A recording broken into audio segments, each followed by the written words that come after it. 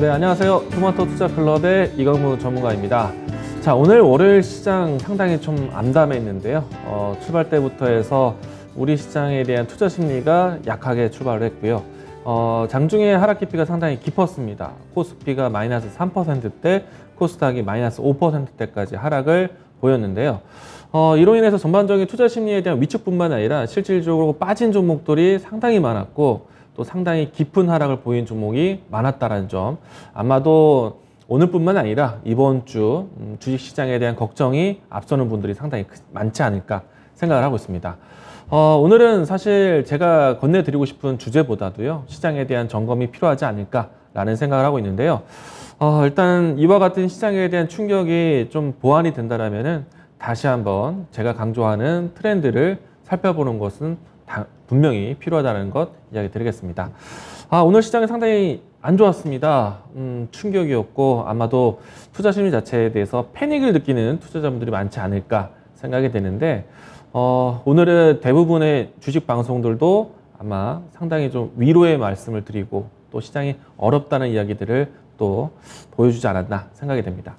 자, 우선은 트렌드에 대한 뉴스는 제가 시장이 좀 더 안정을 찾으면서 또 봐야 되는 그런 추이로 해서 이야기 전해드리도록 하겠고요. 제가 이제 지난 시간까지 했을 때 시장이 여전히 힘들다, 그래도 극복할 수 있는 부분들, FOMC가 지나고 나면은 조금은 시장에서 좀 위로가 되지 않을까, 불확실성이 해소되지 않을까라는 좀 기대감을 좀 만들기도 했었는데, 사실 실상은 FOMC가 지났는데도 불구하고 여전히 투자 심리가 좀 위축되었고요. 가장 큰 이유로 본다라면은 우리 시장 자체에 모멘텀이 없었기 때문이 아닐까라는 생각이 들고 있습니다. 경쟁력을 많이 잃었다라고 생각이 되고요. 우리 시장 문제, 주변 글로벌 시장에 대한 문제도 컸지만은 우리 시장에 대한 모멘텀이 없었다라는 것, 이게 가장 큰 아픈 모습이 아닐까 생각이 됩니다. 예상을 해본다면요, 우리 시장에 대한 자력으로 올라갈 수 있는 모멘텀을 찾기는 여전히 힘들 것 같고요. 주변 시세에 대한 투자 심리가 좀 바뀌었을 때 우리 시장도 그 부분들을 좀 따라가야 되지 않을까, 그때서야 좀 시장을 좀 챙겨오지 않을까라는 생각 들고 있습니다.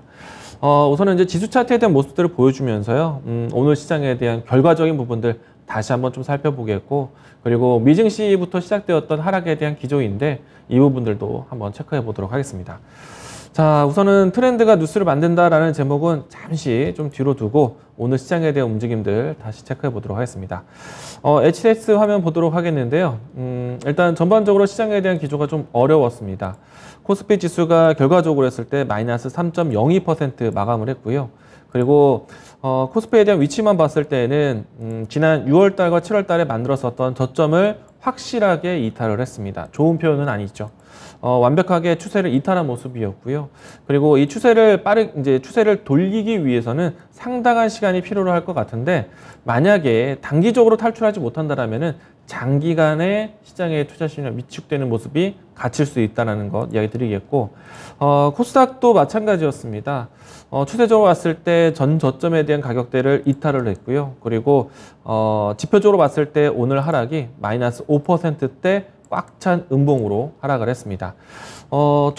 조금이나마 좀 위안을 만든다라면요, 우리 시장이 끝나고 난 다음에 미 선물에 대한 증시 등락이 우리 시장만큼 거칠지는 않기 때문에 내일 시장, 그러니까 오늘 밤에 미증시에 대한 열리는 모습들, 그리고 내일 시장 우리 증시에 대한 반발력 테스트해 볼 수 있지 않을까 기대를 하고 있는데, 제가 주식 투자에 대한 경험을 해봤을 때 시장을 빠르게 좀 큰 급락을 맞고 난 다음에 회복을 하기 위해서는 빠르게 뭔가 차트적으로 좀 변화를 주지 않는다라면은 상당한 시간이 걸릴 수 있다라는 것.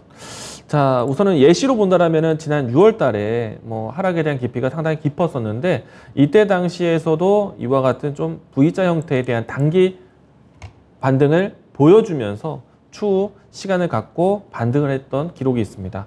이런 모습들이 내일장에서도 만들어져야지만 시장에서는 어느 정도 반발 매수세에 대한 부분들을 테스트할 수 있지 않을까 생각을 합니다. 일단 현재까지로 봤을 때는 시장이 어렵다, 정말 죽을 맛이다 라는 생각이 듭니다. 저뿐만 아니라 모든 투자자분들이 그런 생각이 들지 않을까. 저도 사실은 시장이 힘들다라고 굉장히 좀 공감을 하고 있고요. 저도 개인적으로 많이 힘들다고 느껴지고 있네요. 자, 일단 시장에 대한 근거를 좀 찾아가 보도록 하겠는데, 최근에 와서 지난주 주 후반때 미증시가 조금이나마 좀 반등을 했으면 어땠을까라는 생각을 했습니다. 우선은 나스닥 종합지수를 보도록 하겠는데요. 나스닥이 지난 금요일장에서 큰 급락을 했습니다. 나스닥 종합지수 보도록 하겠습니다. 네, 나스닥 종합지수. 네. 자, 지난주 주 후반대까지 마지막까지 빠지는 모습을 보여주다 보니까 투자 심리가 좀 극단적으로 좀 크게 출렁이지 않았나라고 생각이 되고 있고요. 나스닥에 대한 주봉 차트를 보시게 되면은 사실은 최근에 지지 테스트를 완벽하게 경험하지 못했습니다. 주봉 상태로 봤을 때 출발부터가 이미 추세를 잃어버리는 모습이 연출됐고요. 다만 주중에 깊은 조정을 받고 난 다음에 반등을 보여줬으면 어느 정도 좀 쌍바닥의 형태로 해서 지수를 좀 탈출에 대한 도움이 되진 않았을까 생각이 되는데 나스닥 지수 차트가 이런 모습들을 갖추지 못하면서 오늘 우리 증시, 코스피 증시뿐만 아니라 전반적으로 아시아 증시에 영향을 줬다라고 생각합니다. 다만 이제 나스닥에 대한 지수 차트가 주봉으로 좀 무너지긴 했지만은 일단 전저점의 위치는 아직까지는 좀 받쳐주고 있는 모습이고요. 그리고 주봉 상태로 봤을 때 장기 이평선이 좀 걸쳐 있는 모습이라서 우리 코스피 지수하고는 조금은 좀 다른 모습들을 보여주고 있습니다. 사실은 우리 코스닥이 많이 빠졌지만 코스닥 지수도 결국에는 코스피 지수의 움직임을 보고 다시 한번 방향성을 갖추게 되는데 제가 간혹 이런 얘기를 합니다. 큰 지수가 움직임이 나와야 된다. 그래서 코스닥보다 코스피가 좀 더 건강하다면 또 자리를 지켜준다면은 조금은 출렁임이 큰 코스닥은 참아주고 기다려야 된다. 코스닥이 아직 코스피가 아직 무너지지 않았다. 이런 측면을 좀 보자라는 얘기를 권해드렸고요. 근데 오늘 시장에서는 코스닥 깊었고 코스피도 역시나 추세를 잃어버린 모습을 봤기 때문에 그러면은 우리가 좀 더 기대해야 되는 큰 지수, 나스닥의 지수 차트가 버티는가의 여부가 상당히 중요하지 않을까 생각합니다. 만약에 지수 차트가 좀 버틴다라면은 글로벌 전체적으로 낙폭화돼 저가 매수세, 반발 매수세를 테스트하지 않을까라고 예상을 하고 있는데 중요한 가격선을 본다라면은 1,400포인트가 중요하지 않을까라고 생각을 합니다. 일단은 조금 더 크게 러프하게 본다 하더라도 장기 이평선에 대한 지지 테스트 이 라인 때는 지켜줘야 되지 않을까 생각을 하고 있고요. 여기서 만약에 아래 꼬리 테스트까지 좀 본다라면은 그래도 1100선 라인 때는 이탈해서는 안 되겠다라고 이야기 드리겠습니다. 일단은 미증시에서 하락한 이유를 좀 따지게 된다면요. FOMC 이전에 CPI 발표 때부터 해서 인플레이션에 대한 우려점을 나왔었죠. 우리가 이제 지난 FOMC 결과 이후부터 해서요. 우리가 두 번의 자이언트 스텝을 이후에 자이언트 스텝에 대한 연속성은 이제 조금 완만해질 것이다. 좀 긴장을 좀 낮출 수도 있을 것이다. 빅스텝까지 시장의 눈높이를 낮춰보자 라고 해왔었는데 CPI 발표 때부터 해서 인플레이션에 대한 이 곡선이 완만하지 않다라는 것을 사실 좀 이 드라마틱한 변동을 만들지 못했다라는 것을 좀 보였었죠. 이 때문에 여전히 인플레이션에 대한 경고가 나왔고 이 때문에 이 9월 초 때부터 해서 CPI 발표 이후부터 계속해서 이 경기 침체에 대한 사인을 계속 학습 효과, 공부를 해오면서 시장은 투자 심리가 좀 많이 위축됐었죠. 자, 그 기간 동안에 한편으로는 빅스텝에 대한 관심이 자이언트 스텝까지 늘려났고 FOMC 일정까지 대략 2주간의 기간 동안에 자, 우리가 FOMC에서 CPI 발표 때문에 자이언트 스텝이 경고될 수 있다. 만약에 이 내용들이 학습 효과를 거치지 않고 바로 이벤트 당일 회의 결과에서 자이언트 스텝을 만났다라면 정말 시장에서 큰 충격이었을 텐데 2주 기간 동안에 경기 침체에 대한 우려 사인들을 꺼내보고 자이언트 스텝에 대한 예상을 하고 대비책에 대한 부분들을 만회할 수 있지 않았을까? 라는 생각으로 FOMC 일정이 지나가게 되면은 오히려 시장에서는 불확실성의 내용들, 정말 자이언트 스텝인가에 대한 테스트가 확인이 불확실성이 해소되는 국면으로 시장에 해석되기를 바래왔다는 거죠. 자, 그런데 이제 실질적으로 당일 이 FOMC 결과에 하락을 했고 그 다음 날에도 여진에 대한 부분들이 좀 진행되었는데 금요일장에서는 브레이크를 좀 잡았어야 되지 않나라는 생각을 하고 있습니다. 이 부분들이 지켜지지 않다 보니까 오늘장 시장에서 좀 크게 충격으로 다가왔고요. 그리고 이 지난주 나스닥에 대한 여파가 오늘 월요일 증시 흔들었는데 아직 나스닥은 조금 더 지켜봐야 된다. 그리고 우리가 이제 이 금요일장 또 주말까지 이야기도 논의했을 때 가장 큰 문제가 되었던 거는 강달러 현상, 그리고 국채금리 역전 현상에 대한 내용들이었습니다. 이런 내용들이요, 결국에는 미증시 내에서 기술주의 하락으로 불러일으켰고, 사실 금요일장에 대한 마감에 대한 해석은 조금 분분했습니다. 기술주에 대한 하락, 이해가 된다. 그런데 나스닥이 아니라 다우지수에 대한 차트를 보자. 다우존스 보도록 하겠습니다. 우리가 이제 금요일장에서 나스닥 지수 하락이 컸지만 다우존스 산업지수를 보시게 되면은 다우지수 산업지수 보도록 하겠습니다. 제가 채팅을 못 쓰고 있는데 다우존스 산업지수. 자, 보시게 되면 지난 금요일장에서요, 깊은 하락을 보였지만은 마이너스 1%대의 마감을 보이면서 아래꼬리라든지 이런 부분들을 좀 확인을 크게 해주었었거든요. 그래서 전반적으로 나스닥 깊이보다는 다우지수, 기술주의 중심인 나스닥보다는 그래도 전반적인 산업에 대한 고르게 분포되어 있는 다우지수는 지켰지 않았느냐라고 해석을 하면서 오늘 증시 우리 아시아 증시 코스피 증시에 대한 변동성을 어느 정도 좀 완충 효과를 보이지 않을까라는 생각을 해왔습니다. 물론 이제 장 초반에 약할 것이라는 거는 예측이 되었던 부분이고, 그리고 나스닥의 기술주가 하락했던 것처럼 특히나 국내 코스피 지수의 기술주에 대한 분류가 상당히 심각할 것 같다라는 생각까지는 했습니다. 그런데 코스닥의 마이너스 5%를 이끌 정도의, 또 코스피가 마이너스 3%가 추가적으로 빠질 정도의 충격은 저 역시도 예상을 못했다 보니까 대부분의 투자자분들이 이와 같이 깊은 하락에 대해서 상당히 패닉 상태를 경험하지 않았을까. 만약에 지난주까지의 지수 흐름을 봤을 때 장중에 꼭 하락을 보였습니다. 그리고 나서 장 후반에 반등하는 모습 보이면서 지수에서의 반발 매수세를 테스트하면서 FOMC 일정을 또 전후로 해서 경험을 했는데 그게 지켜지지 못했던 것 같아요. 근데 이제 오늘 장에서도 조금은 빈틈은 있었습니다. 정말 투매 유발이었고 투매 중심의 시장이었는가? 꼭 그렇지만 않았다는 것이죠. 뭐 뒷부분에 한 번 더 수급에 대한 부분들 체크하겠지만은 외국인과 기관에 대한 수급은 오늘 일시적으로 들어오기도 했습니다. 그동안의 연속적인 외국인의 매도세를 끌어내기도 했었어요. 자, 이 부분 문제도 좀 우리가 해석을 좀 해야 됩니다. 근데 꼭 반전을 기대할 수 있는 뉴스는 아니다. 안 좋은 내용에 대한 해석도 필요하다라는 생각이 됩니다. 자, 일단은 이야기를 좀 더 끌고 가보면은 미증시에서 나스닥의 하락, 기술주의 하락이 얼마만큼 파급이 컸는가 이걸 보셔야 되는데, 중요한 문제는 강달러, 우리가 킹달러라는 표현까지 하고 있습니다. 두 번째는 국채금리에 대한 역전 현상. 이 내용들인데 아무래도 미증시에 있는 기술주 같은 경우에는 강달러 현상은 결국에는 시장에 대한 불안감을 만들고 있고, 특히나 이제 미국 기업들 안에서는 해외에 대한 투자가, 해외에 대한 공장 증설, 생산 설비가 많은 기업들 같은 경우에는 아무래도 이 환율이 높아지는 것 측면에서 미국 기업들도 상당히 부담을 느낄 수 있는 부분들이 있다 보니까 기술주 하락이 연출될 수도 있었다라는 생각이 듭니다. 자, 그런데 또 한 가지.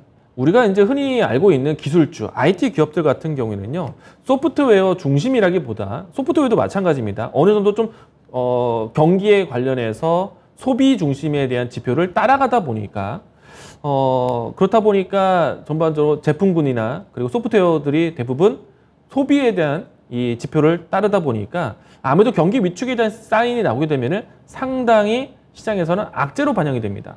우선은 이제 금리 인상에 대한 과정 자체가 시장에서 자금을 회수하는 목적이다 보니까 아무래도 남아있는 자금에 대해서는 위험성에 대한 투자보다는 안정성에 대한 투자를 하겠죠. 그러면은 우리가 주식시장으로 봤을 때 채권과 주식이 아닌 주식시장만 봤을 때 위험자산은 무엇이고 안전자산은 무엇인가. 안전자산 같은 경우에는 금리에 대한 변화에 대해서 크게 큰 타격을 받지 않고 경기에 대한 민감도가 좀 떨어지는 경기 방어주적인 성격의 종목들을 좀 보실 수 있겠고, 변동성이 큰 종목들, 위험성이 있는 종목들은 무엇이냐면은 아무래도 그동안에 하이 리스크, 하이 리턴을 받을 수 있는, 목적성이 좀 크지만은 혹은 지금은 좀 밸류에이션에 대한 평가가 부담이 되는 성장주에 대한 키워드가 있는 기업들이 아무래도 위험자산으로 포함될 수 있는 가능성이 크다. 시장에서 자금을 회수한다면은 성장주에서 투자했던 부분들을 조금은 낮춰갈 수도 있겠다. 그래서 기술주의 하락이 나오게 되는 것이고요.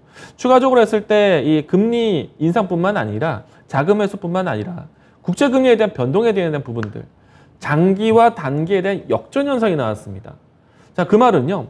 장기 투자에 대한 이 매력도, 그러니까 장기 투자에 대한 이 생각이 긴 시간 동안 끌고 가지 못하고 단기적인 투자에 좀 더 집중할 수밖에 없는, 미국이라 하다못해 미국이라 하더라도 앞으로에 대한 미국을 내다보기 힘들다 보니까 지금은 채권 안에서도 단기적인 시각으로 옮겨가고 있는 상태. 그렇다 보니까 장기와 단기에 대한 금리 역전 현상.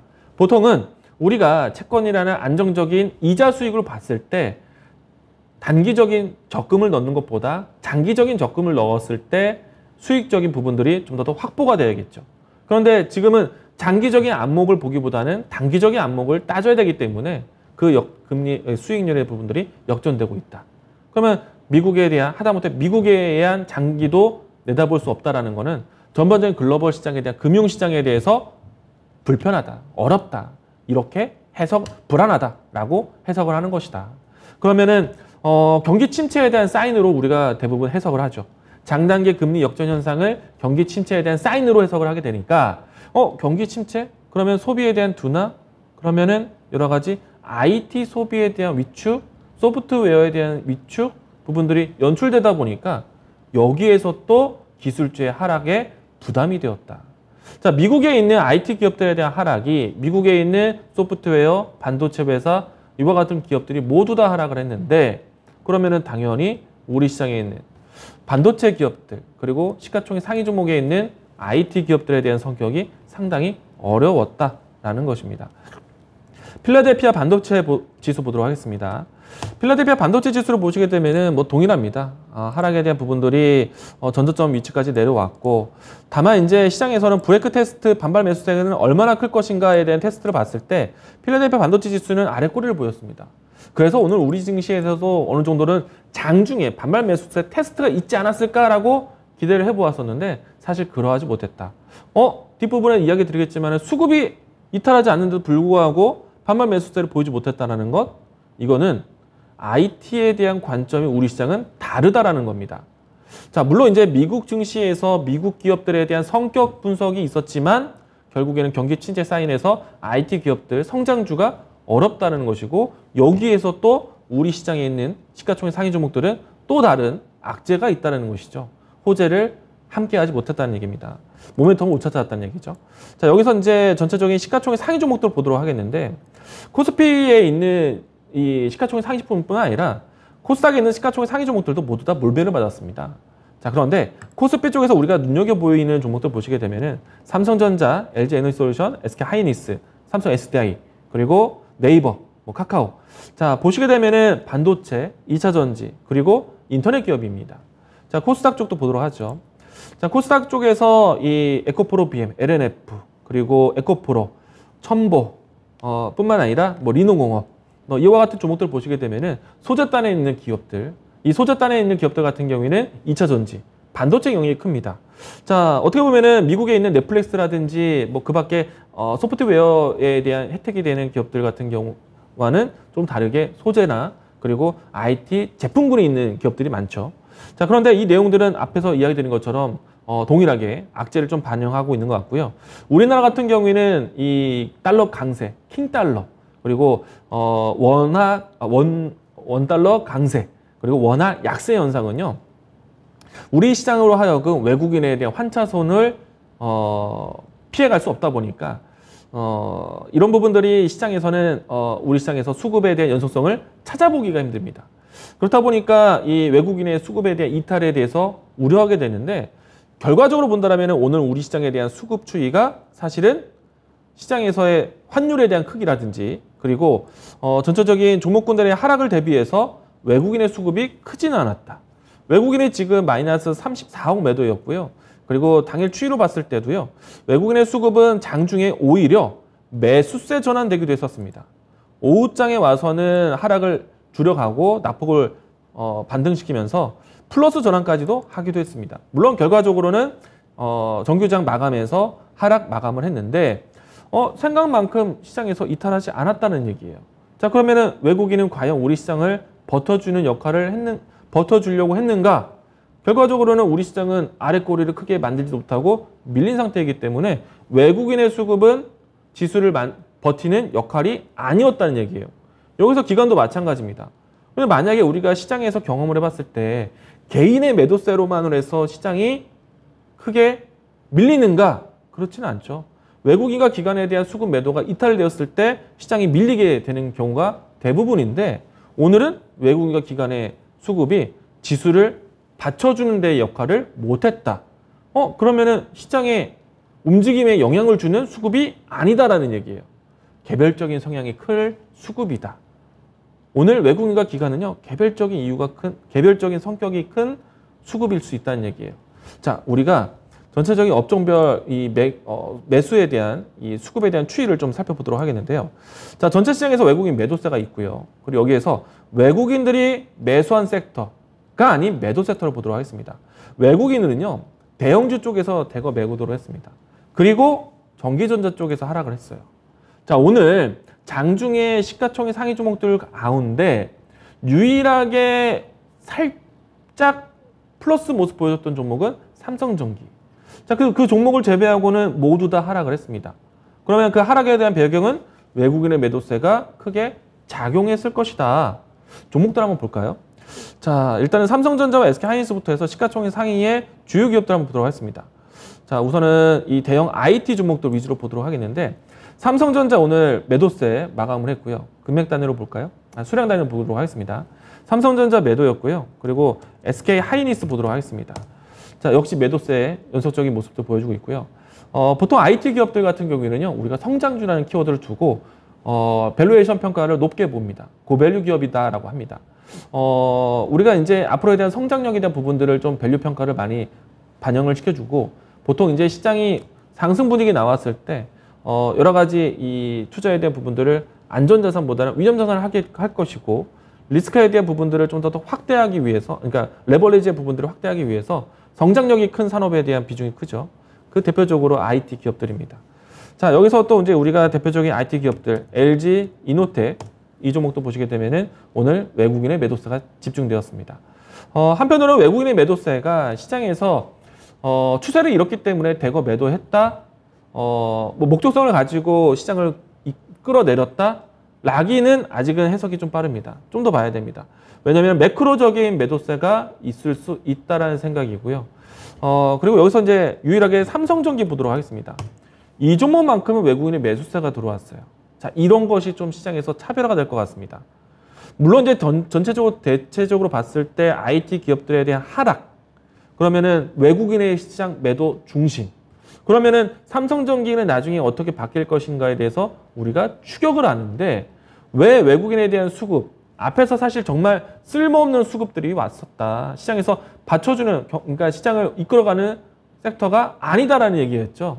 자, 한동안 외국인의 수급이 시장 대비해서 그래도 견고했습니다. 일별동향 보시게 되면은 외국인이 지금 8거래일 연속 코스피 시장에서 매도하고 있는데 생각보다 시장이 내내 빠지는데 강력한 투매 유발 수급은 아니었다.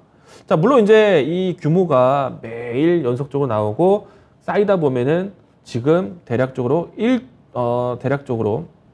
한 8천억에 가까운 매도세가 집계가 되지만 지수에 대한 등락폭을 봤을 때는 그 정도 수준까지는 아니다.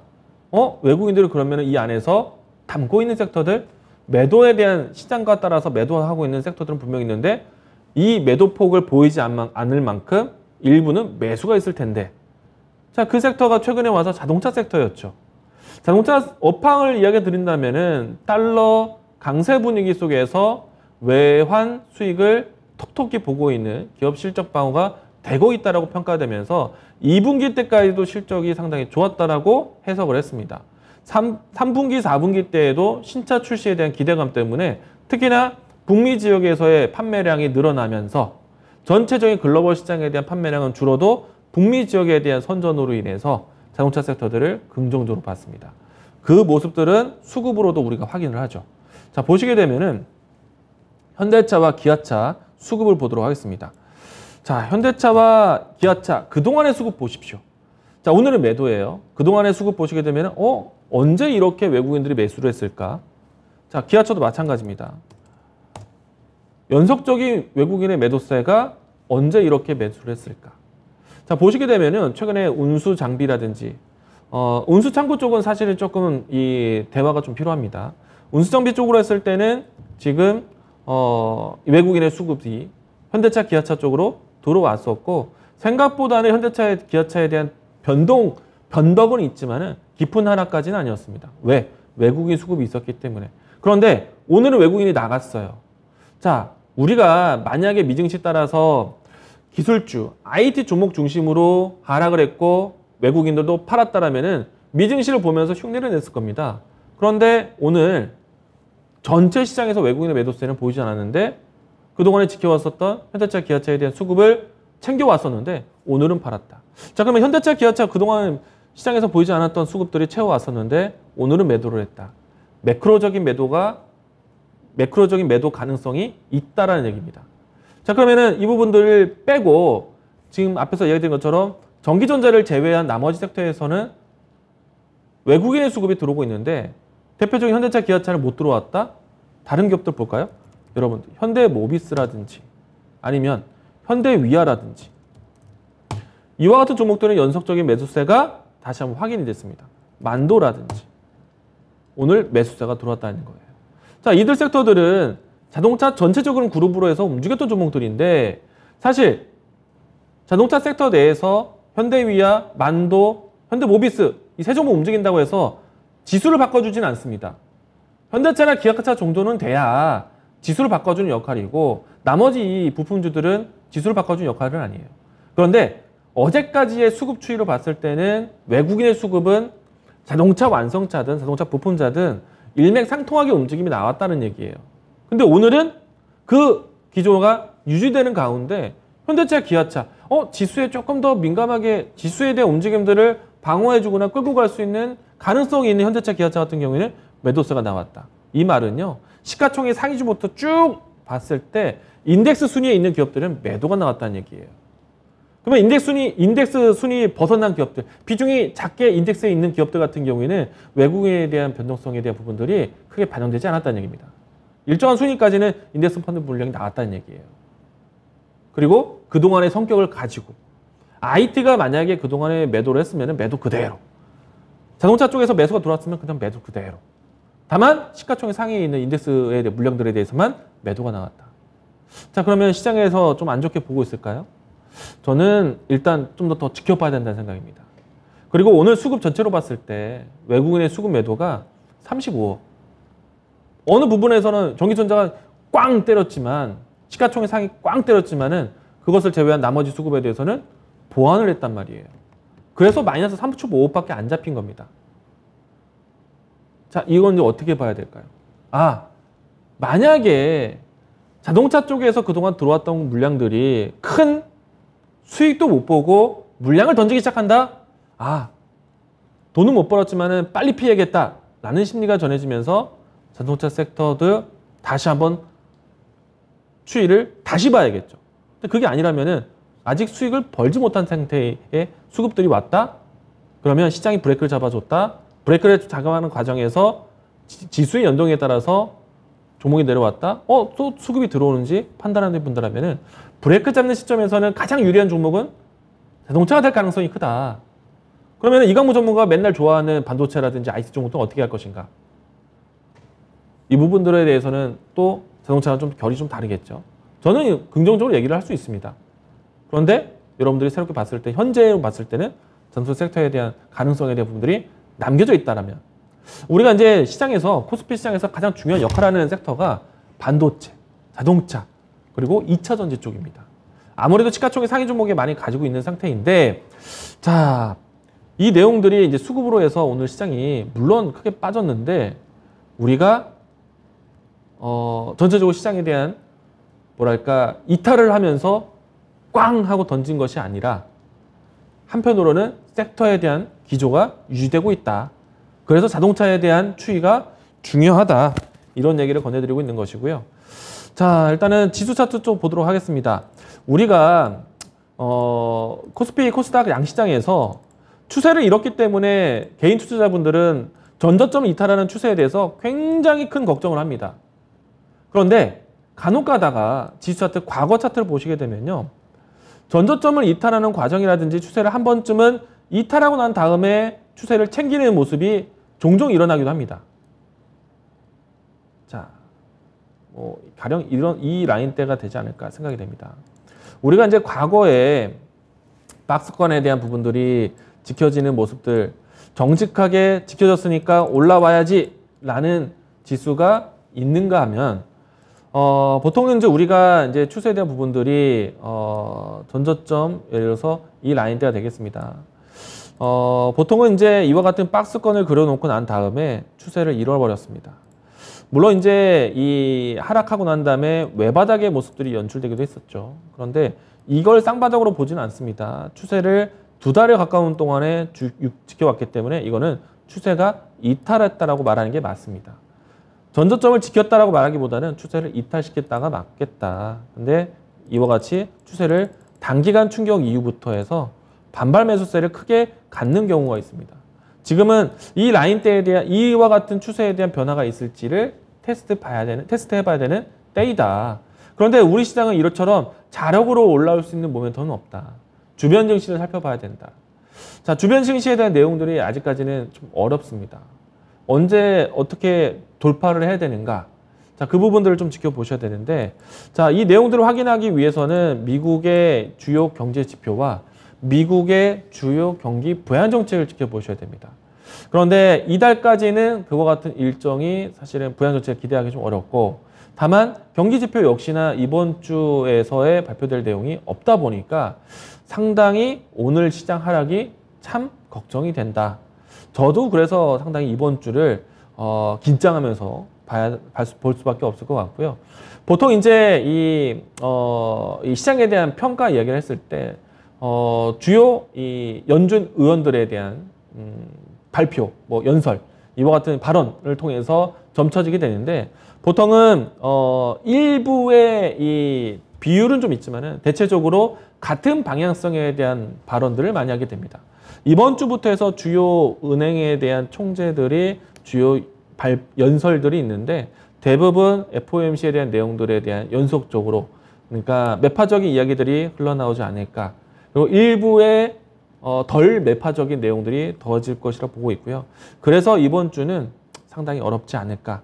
그래서 제가 이 방송을 하기 전에 오늘 오후에 유튜브 공개 방송을 통해서 얘기도 드린 바가 있지만은 지수에 대해서는 사실 상당히 충격적이다. 그런데 이렇기 때문에 지금 대부분의 투자자분들이 물려 계실 텐데 단기적인 관점으로 시장을 풀어야 된다. 그래서 단기적인 이슈를 보자라는 얘기들을 많이 건네드렸었고요. 저는 내일도 그런 관점으로 시장을 볼 것 같습니다. 단기적인 관점으로 시장을 보셔야 될 것 같고, 그리고 앞에서 얘기된 것처럼 강달러 현상, 그리고 국채금리에 대한 변동성. 사실은 국채금리에 대한 역전 현상이, 장단기 금리에 대한 역전 현상이 당장의 경기 침체 시작이라고 알려지진 않습니다.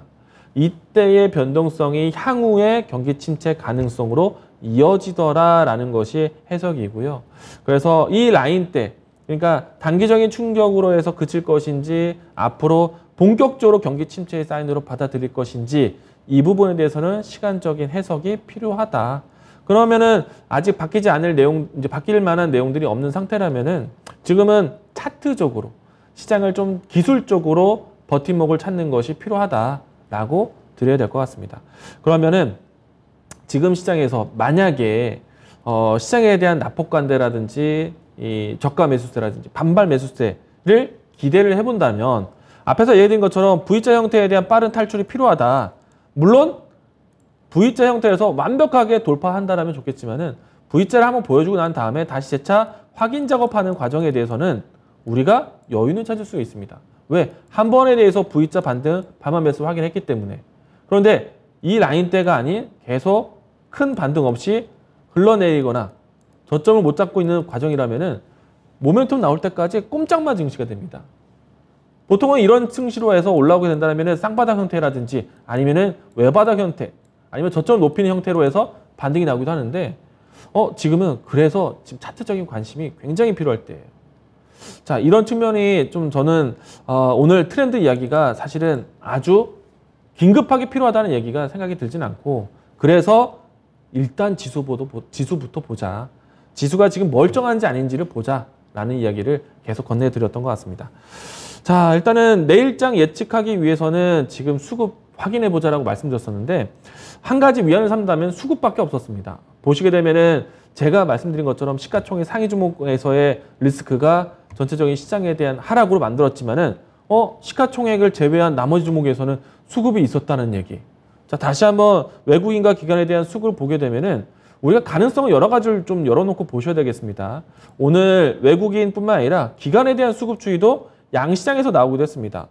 자, 이 코스피 그리고 코스닥 시장에서도 보여줬는데 저는 이렇게 봅니다. 사실은 제가 수급에 대한 성격 이야기했을 때 저는 외국인을 좀 더 좋아하는 편이죠. 외국인에 대한 수급에 대한 부분들은 단기 성향보다는 조금은 방향성에 대한 부분들을 크게 설정해 놓고 아래냐 위냐 설정하면서 수급이 들어오는 경향들이 컸기 때문에 저는 외국인의 방향성을 좀 더 중요시 봅니다. 그리고 기관 같은 경우에는 상대적으로 조금은 단기 성향을 많이 봐요. 왜냐하면은 월 말에 확 바뀌는 모습들을 많이 보았고, 그리고 월 초 또 분기별 또 반기별 그리고 연말 이와 같은 특정한 시간을 나누었을 때 변동성에 대한 부분들이 변덕이 많다 보니까 기관 같은 경우에는 외국인보다는 특정한 목적성이 좀 더 뚜렷한 것이죠. 방향에 대한 큰 방향을 보기보다는 단기적인 성향이 크다 보니까 단기적으로 많이 보게 되는데, 저는 오늘 이제 기관이 금융투자 중심으로 해서 외국인 수급이 좀 잘 들어왔습니다. 이 코스닥 쪽에서 보셔도 최근에 연속적인 순매수세도 보였지만은 오늘 좀 천억대 매수가 들어왔고요. 특히나 코스피 쪽에서 오늘 대규모에 대한 매수세가 좀 들어왔어요. 나간 물량에 대해서는 저는 사실 크게 평가하지 않습니다. 이미 팔고 나가는데 다시 들어올 때 이것을 들어온 물량에 대해서 판단을 하지 나간 물량에서 보지는 않습니다. 뭐 투신 나갔고 연기금 나갔고 사모펀드 나갔다. 이 부분들보다는 금융투자 왜 들어왔을까? 6천억 왜 들어왔을까? 이걸 더 중요하게 본다는 얘기예요. 자, 그러면 업종별 전체적인 순매수세 추이에서 기관에 대한 수급 추이, 특히나 금융투자 쪽에서의 수급 추이 보도록 하겠습니다. 자, 기관 쪽에서 매수 가담했던 섹터는요, 대형주. 자, 금융투자 쪽에서 많이 산 종목들, 대형주, 전기전자, 제조업. 자, 예상을 해보면요, 아까 외국인들은 시가총액 상위 종목들 인덱스에 있는 것들 싹 다 팔았는데, 물론 그 하단에서는 자동차 담았습니다. 자, 그냥 금융투자 쪽에서는 오히려 반대적으로 그러면 외국인의 물량들을 잡아갔을까? 자, 삼성전자와 SK하이닉스만 보고 판단해 보도록 하겠습니다. 자, 삼성전자하고 SK하이닉스 주가 보도록 할게요. 자, 삼성전자. 자, 오늘 외국인의 매도세, 기관의 매수세. 자, SK하이닉스. 외국인의 매도세, 기관의 대거 매수세. LG이노텍. 외국인들의 매도세가 꾸준히 했던 기업도 보도록 하겠습니다. 자, LG이노텍. 기관의 매수세. 자, 이 부분들은요, 외국인의 포지션이 그동안에 많이 팔지 않았었기 때문에 지금 기관이 꾸준하게 이 금융투자뿐만 아니라 기관에 대한 수급들을 봤을 때 납법과대 인식을 먼저 선제적으로 가졌다는 생각. 이게 첫 번째고요. 두 번째는 윈도우 드레싱 효과. FOMC 기점 전후도 있겠지만은 월 말 그리고 월 초 수익률에 대한 밸런스 조절이 있겠죠. 이런 부분들이 있다 보니까 기관들이 수급이 들어오지 않았을까. 그러면 기관들의 수급이 오늘 하루로 일시적으로 외국인의 물량을 받아주는 역할이 아니라 최근에 저가 매수세에 대한 확인들을 했다는 얘기입니다. 테스트를 했겠죠. 그렇기 때문에 저는 이렇게 생각이 돼요. 저는 외국인의 수급을 추종을 합니다. 외국인에 대한 성격을 좀 더 시장에서 긍정적으로 봐요. 기관은 믿지 않아요. 목적성이 있겠지. 연속적인 매수세도 외국인만큼 길게 가지가 않습니다. 그러면은 윈도우 드레싱에 대한 부분들, 수익률 밸런스에 대한 부분들을 지금 챙겼는데 오늘 시장이 빠졌다? 기관들은 어떻게 할까요? 개인들보다 훨씬 더 많은 자금력과 그리고 짧은 수익에도 만족하는 것이 기관에 대한 수급인데, 기관은 단기간에 시장에서 퍼포먼스를 만들 겁니다. 왜? 예컨대 오늘 시장에 대한 패닉이 오늘 하루 처음 나온 것이 아니라 최근에 거의 한 달에 가까운 시간 동안에 미증시 따라서 우리 증시 계속 내내 빠졌고요. 국민주라고 불릴 수 있는 종목들이 많이 빠지다 보니까 아마도 오늘 코스피에서 꽝 3%, 코스닥에서 마이너스 5%꽝 내려와 있는 상태, 전혀 아랫꼬리를 만들어주지 못했다. 깊이는 3%, 5%다. 큰 깊이에서 하락을 하다 보니까 내일장에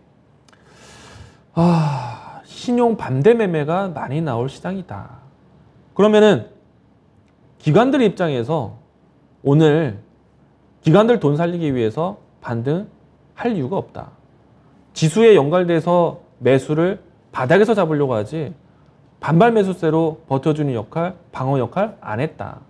내일 좀 더 싼 물량이 나올 가능성이 있고 그 물량까지 더해서 최근에 저점에서 퍼포먼스를 만들 가능성도 있다. 그래서 저는 한편으로 기관이 파는 시점이 어디서 파느냐에 따라서 반발 매수세에 대한 크기가 결정될 것이다. 그러면은 저희가 아까 기술적으로 의지를 어디서 하자? V자가 한번 확인해야 V자 나오고 다시 빠지더라도 저점에 대한 테스트를 한 번 더 할 수 있을 텐데 V자를 크게 만들지 못하면은 적당한 반등세만 보였을 때는 다시 재차 빠질 가능성이 크다. 올라오기 힘들 가능성이 크다라고 했었죠. 그 높이에 대한 계산을 기관이 만들어줄 가능성이 크다. 왜? 앞에서 얘기한 것처럼 외국인들이 그동안에 파는 것에서 저점 테스트를 기관이 먼저 가져가다 보니까 기관에서는 지금 퍼포먼스, 저점에서의 퍼포먼스 한 차례 퍼포먼스 이후에 팔 가능성이 있다. 물론 이제 여기서 이제 외국인들이 빨리 돌아와 준다면 더 좋겠지만 그렇지 않다라면은 기관에 대한 퍼포먼스 크기가 크다라면은 지수를 살리는 거고 퍼포먼스가 작다라면은 지수는 정말 힘들 수 있다. 그럼 어떻게 되겠습니까?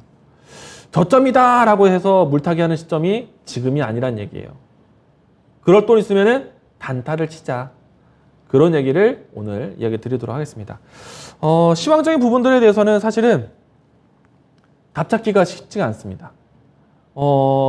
강달러의 기조라든지 그리고 국채금리 역전 현상에 대해서 해석하기가 힘들다는 얘기예요.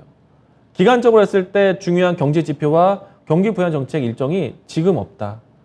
발언과 그리고 이 앞으로 나올 경제 지표에 대한 가늠할 수 있는 여러 가지 좀 주변 지표가 있긴 하겠지만은 보다 더 정확하고 보다 더 시장에서 판단될 수 있는 CPI라든지 아니면은 GDP 발표라든지 그리고 FOMC와 같은 일정들이 나오기 전까지는 시간이 상당히 좀 오래 걸릴 수도 있다. 상당히 좀 어려운 얘기만 건네다 보니까 기술적 평가에 대한 테스트가 중요하다는 것이고 그래서 이번 주가 상당히 민감할 것 같다는 얘기입니다. 그래서 지금 저점이다라고 생각하고 외국인 기관 따라서 매수가 아니라 물타기가 아니라 기다려야 된다는 얘기예요. 그럴 돈이 있으면 차라리 단타 치라. 단타 쳐라. 단기 이벤트 따라가자. 오늘 같은 경우에는 실외 마스크 규제 완전 해제. 화장품 종목도 볼 수 있었겠고. 그리고 한편으로는 이달 말에 있을 이벤트들을 다 따져봐야겠죠. 국토부에서 말했던 모빌리티 혁신 정책이라든지 그리고 이달 말에 테슬라 데이가 있는데 그걸 앞두고 있으면 2차 전지 관련된 관심을 좀 끌고 가든가 아니면 테슬라 데이에서 발표될 수 있는 테슬람 휴머노이드 로봇 발표가 있을 수도 있겠는데 로봇 관련된 종목들을 지켜보든지 이와 같은 좀 시선 자체를 짧게 보셔야 된다. 지금은 앞에서 얘기한 것처럼 시장 빠졌는데 외국인 수급, 기관 수급 저점 아니야? 관점이 아니다. 충분히 제가 이제 여러 가지 가능성에 대한 부분들을 설명드리면서 해석을 해드렸는데 그만큼 시장이 좀 힘들다는 얘기를 건네드리는 이야기들 가지가지를 좀 이야기했고요. 그리고 지금 장은 저 역시도 기술적으로 차트적으로 브레이크 시점을 확인하고 나서 볼 것 같다. 제가 보는 관점은요. 기관이 파는 시점이 그 높이 계산이 될 것 같습니다. 높이가 길면은 저는 저점이라고 볼 것 같고요. 높이가 짧다면은 당분간은 주식 투자 물타기는 안 하겠죠. 네, 단기로만 풀 것 같습니다. 자, 일단은 오늘 사실은 만약에 지수가 이와 같은 내용으로 해서 저점을 잡아주고 투자 심리가 회복이 된다면 그 다음에 제가 건네드리는 것처럼 지수가 여태까지 빠질 만큼 빠졌고 오랜 기간 동안에 속을 썩일 만큼 썩있지 않았습니까? 그러면 저점을 잡아야 가야 될 때이다. 제가 이제 이런 얘기도 건네드렸었거든요. 이거는 조금 더 시간을 두고 보셔야 되는 내용입니다. 코스피 기간 보시죠. 고점을 형성하고 난 다음에 지금 대략적으로 1년이 넘는 기간 동안에 하락을 했습니다. 오늘은 더 빠졌지만 하락하는 기조에서 그동안에 외국인들은 수급 이탈이 나왔었어요. 특히나 올해 기준으로만 봤을 때 올해 1월달, 2월달, 3월달, 4월, 5월, 6월달까지 내내 통계적으로 매도. 유일하게 7월달에 매수 들어오면서 반등. 그리고 최근에까지 혼조세를 보이다가 아주 최근에 8거래 연속 매도세. 이런 상태인데 외국인들이 반등을 시작했던 이 포인트가 저는 이때는 어려웠지만 이때는 외국인들 기대 못했지만 이때는 외국인들 견뎌 볼 수 있지 않을까라고 얘기 드렸어요. 지금 다시 한번 테스트하는 과정이 지금입니다.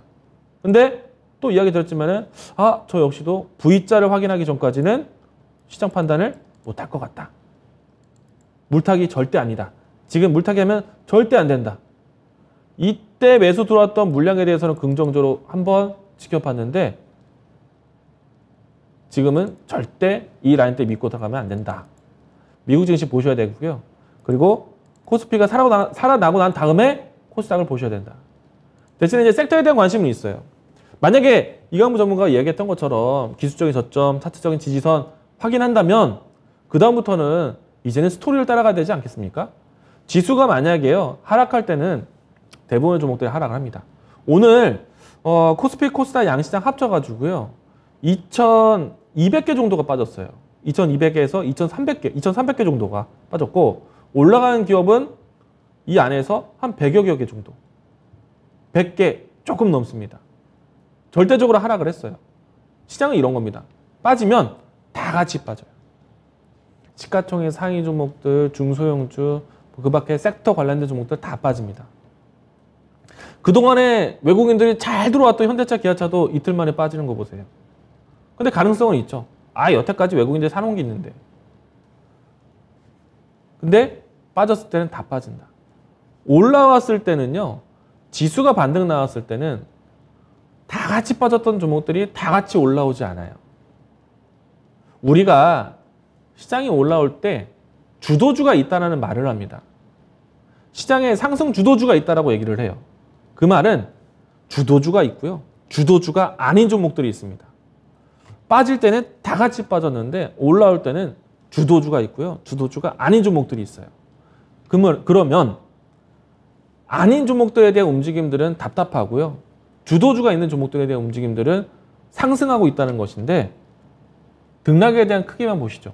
주도주가 아닌 종목들은요. 빠지지만 않으면 더 다행인데 빠진다면 더 문제겠죠. 안 빠지고 그 자리에 있더라도 주도주가 아닌 종목들까지의 크기를 올려주려면은 주도주는 그 이상, 더 평균 이상의 움직임들이 나와주는 거예요. 그래서 시장이 브레이크 잡고 살아날 때는 주도주가 중요하다는 얘기를 합니다. 왜? 못난 애들 상승폭을 주도주가 더 챙겨서 올라가야 되기 때문에 상승을 지수보다 전체적인 평균보다 올려주는 역할, 훨씬 더 큰 수익이 나오는 거죠. 그래서 저는 빠질 때도 수익 나는 종목이 있다라는 슬로건보다 올라갈 때 주도주가 있다는 것의 슬로건을 더 의미 있게 봅니다. 우리는요, 빠질 때의 집중력보다 올라갈 때의 집중력을 보셔야 돼요.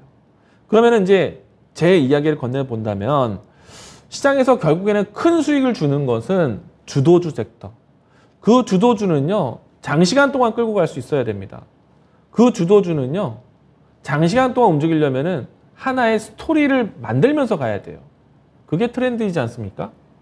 그리고 정말 그 트렌드가 큰 시간을 만들어준다면은 메가 트렌드. 그런 메가 트렌드를 잡았을 때 우리는 내가 기억에 남을 정도의 인생 종목 수익.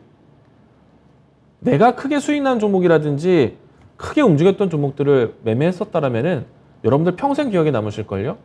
에코프로비엠이 10배 올라갈 때, 뭐 과거에 KMW가 10배 올라올 때 이런 종목들이 기억에 남으실 거예요.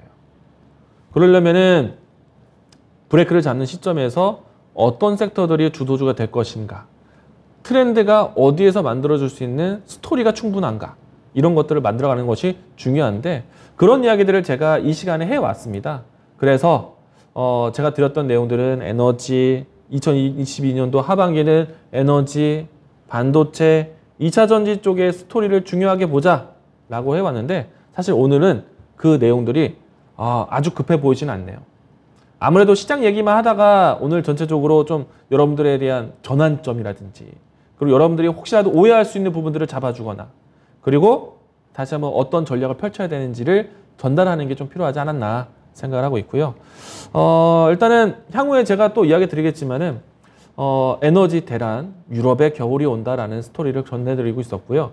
반도체, 업황은 어렵다라고 평가되어 있지만은 중국은 안 되고 이 미국은 된다라는 이야기를 건네드렸었고, 2차 전지 오랫동안 많이 써왔지만은 여기에서 좀 더 자동차는 어렵지만은 전기차는 된다라는 슬로건에 대한 부분들, 사실은 전반적으로 시장에 대한 정책이 바뀌었기 때문에 이들 종목들을 좀 보시게 되는 것인데 이와 같은 내용들에 대한 자세한 내용들은 제가 오늘 이야기들을 제가 다음 시간에 전달해 보도록 하겠고요.